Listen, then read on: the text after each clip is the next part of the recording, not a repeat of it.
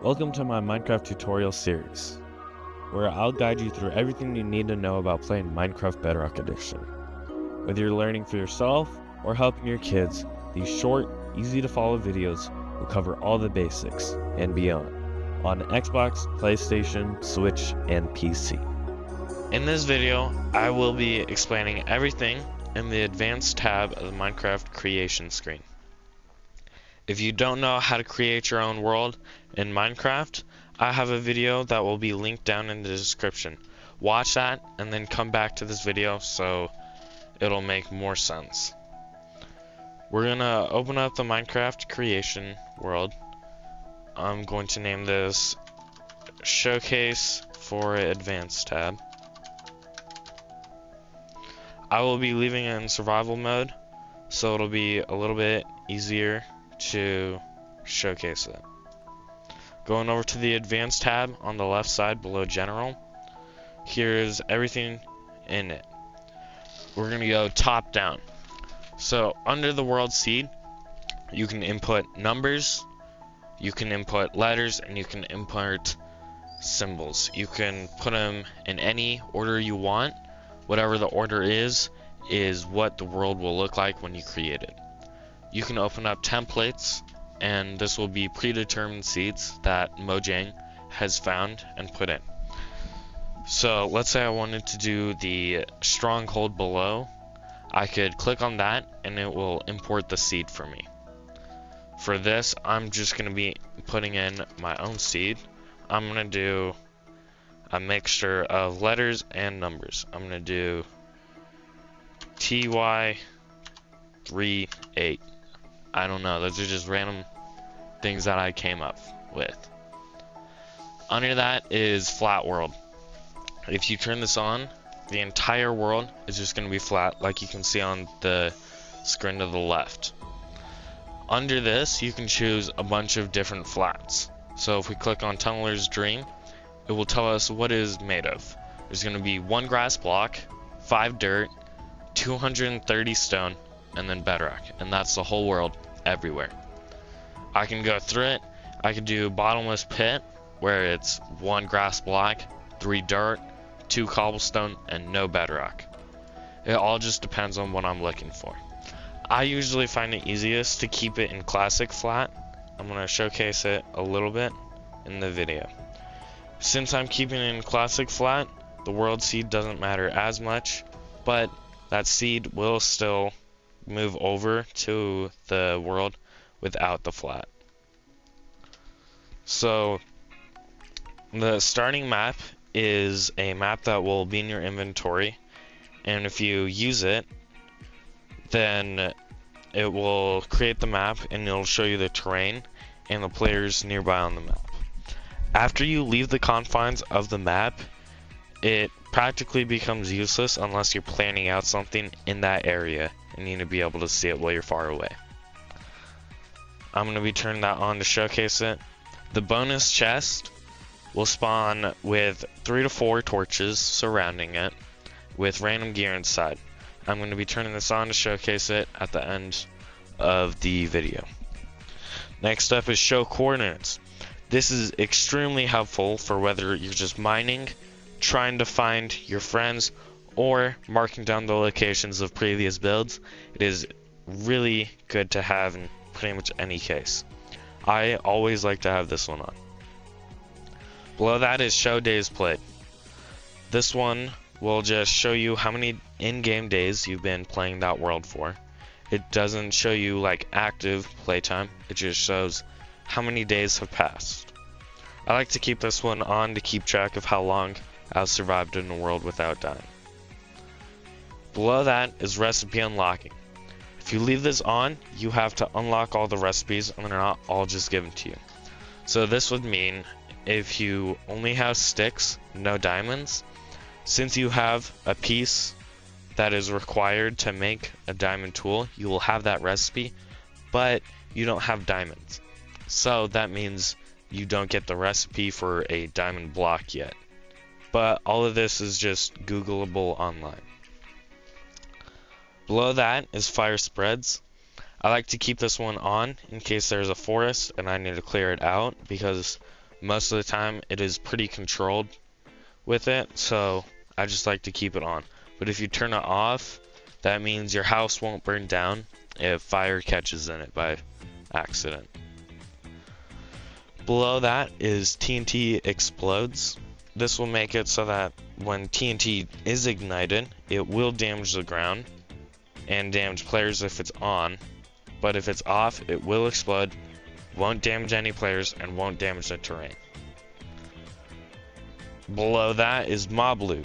So if I were to kill a zombie and have this on, I would get rotten flesh, maybe iron, maybe a potato or a carrot. However, if this mob loot is turned off, when I kill a zombie, it'll drop nothing. Below that is natural regeneration. This just means I won't increase my hit points by eating food, but at the same time, I won't lose hit points when I'm starving. I like to keep this one on because it's easier to just eat food than it is to drink a potion to regain your health. Next up is tile drops. So if I have a piece of dirt and I'm mining it and I want it, if I have this on, after I finish breaking it, I will get it. But if I have tile drops off, after I break the dirt, it'll just drop nothing. I won't get it back. Next up is skip night by sleeping. I really like to keep this one on because it is just way easier to have it on than off, because if it's in the middle of the night, I'm about to die. If I have it off, I can't just go to bed and not die. I have to fully survive the night. Below that is required sleeping players. I like to keep this at 100, but you can set it to less. You can go anywhere from 1 to 100%. If you do 1%, that means if one person gets in bed and sleeps, immediately it'll become day regardless of what all the other players are doing. I'll just keep this one at 100%. Next up is immediate respawn. On this one, if you have it off, you'll see the you died screen with the option to respawn or exit the world. If you have it on, then as soon as you die, you will just wake up at your bed, or you'll respawn immediately at your world spawn point with none of your stuff. Below that is respawn blocks explode. That means respawn anchors and beds will explode. Beds will explode in the nether and the end, and respawn anchors will explode in the overworld and the end. I'd like to keep this one on because when you're netherite farming and you're trying to do a lot of strip mining, it's easier to just do that with beds than it is with TNT. Below that is respawn radius. This is how many blocks away in all directions can someone spawn from the world spawn point. I don't really like touching this one. I just leave it at 10 in case someone like griefs the world spawn. It's just easier to do that.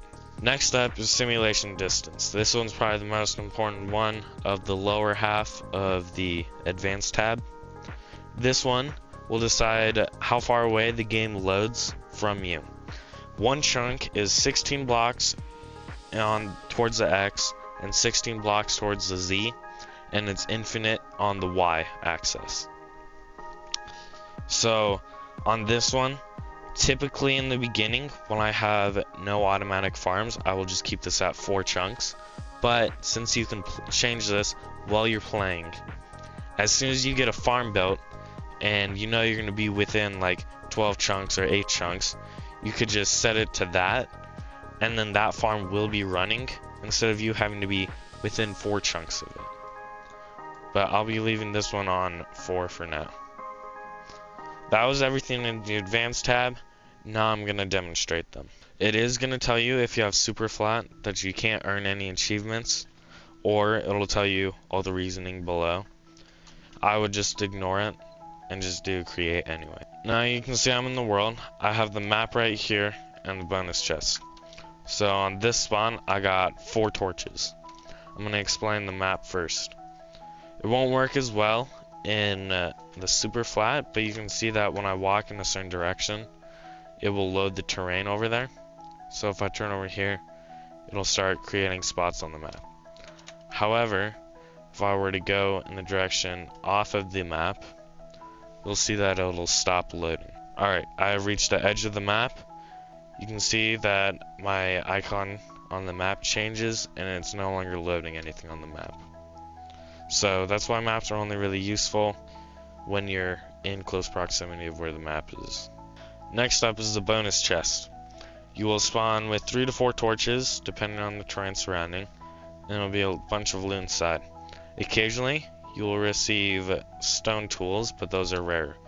If you want to, you can just grab everything in here manually and organize it, or you can pull out just the axe and nothing else, and then you can just break the chest and it'll drop all the loot like that.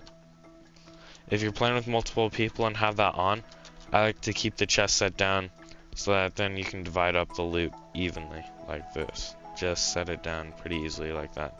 Lastly is the coordinates. So I'm going to find 0, 0. This block is 0, 0 on the coordinates in the top left. So let's say I'm building a base here, like I built a little house. So let's say I want to find this. A really easy way that I can find this is going to the center of it. I can read the position in the top left.